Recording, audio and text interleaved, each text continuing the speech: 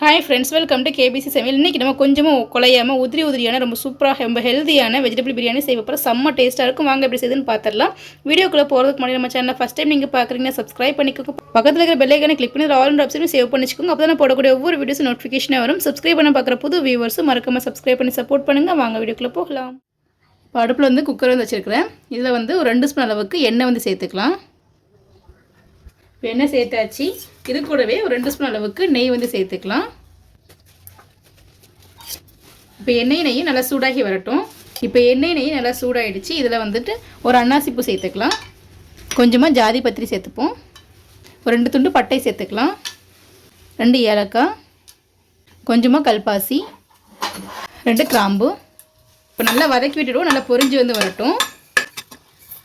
இந்தளவுக்கு நல்லா வதக்கியாச்சு. ஒரு வெங்காயத்தை நீளமாக கட் பண்ணி வச்சுருக்கு, அதை சேர்த்துப்போம்.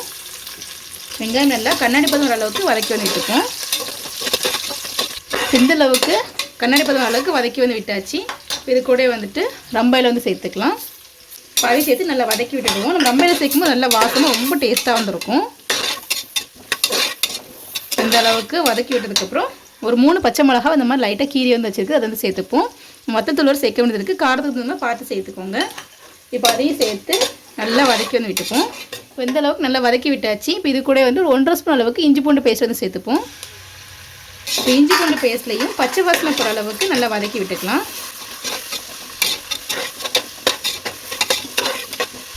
இப்போ பச்சை வாசனை போகிற அளவுக்கு நல்லா வதக்கி விட்டாச்சு. இப்போ ஒரு தக்காளி நீளமாக கட் பண்ணி வச்சுருக்கு, அது இது கூடவே சேர்த்துப்போம். இப்போ அதையும் சேர்த்து நல்லா வதக்கிடுவோம். இந்த அளவுக்கு நல்லா வதக்கி விட்டாச்சு. இப்போ நம்ம காய்கறிகள் எல்லாமே சேர்த்துக்கலாம். நான் ஒரு கேரட்டு இந்த அளவுக்கு நீளமாக கட் பண்ணி வச்சுருக்கேன். ரொம்ப பெருசாக இல்லாமல் ரொம்ப சின்னதாக உள்ளவன் இந்த அளவுக்கு கட் பண்ணி வச்சுருக்கிறேன். இதை சேர்த்துக்கலாம். நீங்கள் விருப்பமான எந்த காய்கறி வேணாலும் சேர்க்கலாம். அதே போல் பீன்ஸையும் இந்த அளவுக்கு நான் கட் பண்ணி வச்சுருக்கிறேன். இது கூடவே சேர்த்துப்போம். ரொம்ப சின்னதாக கட் பண்ணாதீங்க, ரொம்ப பெருசாகவும் கட் பண்ணாதீங்க. இந்த மாதிரி இருந்தாலே போதும், கரெக்டாக இருக்கும். ரொம்ப பெருசாக கட் பண்ணால் நல்லா இருக்காது. ரொம்ப சின்னதாக கட் பண்ணால் அவ்வளோமே குழஞ்சிரும். நான் இந்த மாதிரி சோயா நல்லா ஊற போட்டு நல்லா பிழிஞ்சு வச்சுருக்கிறேன். அது இது கூடவே சேர்த்துக்கலாம். அன்றைக்கி கொஞ்சமாக தான் வெஜிடபிள் பிரியாணி செய்கிறனால அதுக்கு தகுந்த மாதிரி காயோட அளவில் போட்டிருக்கேன். நீங்கள் எவ்வளோ செய்கிறீங்களோ அதுக்கு தகுந்த மாதிரி காயோட அளவில் கூட்டி குறைச்சி சேர்த்துக்கோங்க. பச்சை பட்டாணி எடுத்துருக்கிறேன், ஒரு 3/4 கப் அளவுக்கு எடுத்துருக்கிறேன். இதையும் அது கூடவே சேர்த்துப்போம். இப்போ எல்லாத்தையும் சேர்த்தாச்சு. இப்போ நல்லா வதக்கி விட்டுடுவோம். இந்த அளவுக்கு அந்த எண்ணெய் நெய்யோடு நல்லா வதக்கியாச்சு. இப்போ இதுக்கு தேவையான அளவுக்கு உப்பு சேர்த்துக்கலாம். 1 ஸ்பூன் வத்தல் தூள், நீங்கள் உங்கள் காரத்துக்கு இந்த மாதிரி சேர்த்துக்கோங்க. பச்சை மிளகா வர போட்டிருக்கோம், பார்த்து சேர்த்துக்கோங்க. அதையும் சேர்த்து நல்லா வதக்கி விட்டுடுவோம். குழந்தைங்களாம் காய்கறிலாம் சாப்பிட மாட்டேங்கிறாங்கன்னா இந்த மாதிரி நீங்கள் செஞ்சு கொடுத்து பாருங்கள், நல்லா விரும்பி சாப்பிடுவாங்க. இந்த அளவுக்கு நல்லா வதக்கி விட்டாச்சு. இது கூடவே கொஞ்சமாக புதினா சேர்த்துக்கலாம். கொஞ்சமாக கொத்தமல்லி இலையும் சேர்த்துப்போம். இப்போ எல்லாத்தையும் சேர்த்து நல்லா வதக்கிக்கலாம்.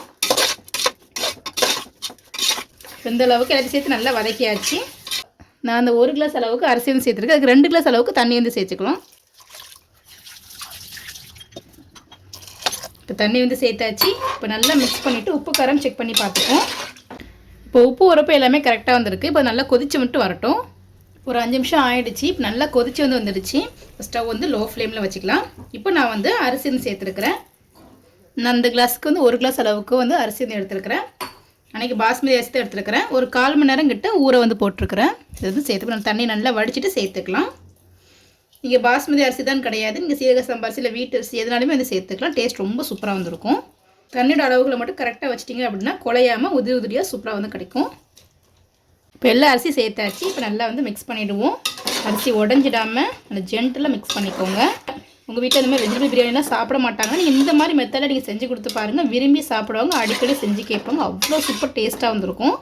அளவுக்கு நல்லா மிக்ஸ் பண்ணியாச்சு. இது கூட ஒரு 1/2 லெமனை நல்லா பிழிஞ்சு விட்டுப்போம். நம்ம இந்த மாதிரி லெமன் ஜூஸ் ஃபைனலாக சேர்க்கும் போது அரிசி உடையாமல் குலையாமல் நல்லா உதிரியாக கிடைக்கும்.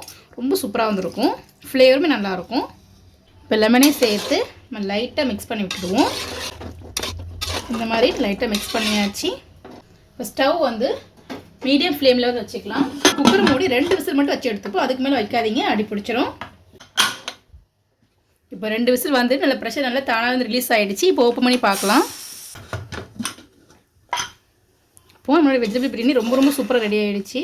பாருங்கள், நல்லா உதிரியாக வந்திருக்கு. கொஞ்சம் கூட அடி பிடிக்கல, குலையலை, ரொம்ப சூப்பராக வந்திருக்கு. நீங்கள் இதே அளவில் தண்ணிலாம் கரெக்டாக ஃபாலோ பண்ணி பாருங்கள். இந்த அளவுக்கு சூப்பராக வந்து வரும். நல்லா மணக்க ரொம்ப சூப்பராக வந்துருக்கும். சுட சுட சர்வ் பண்ணிடலாம்.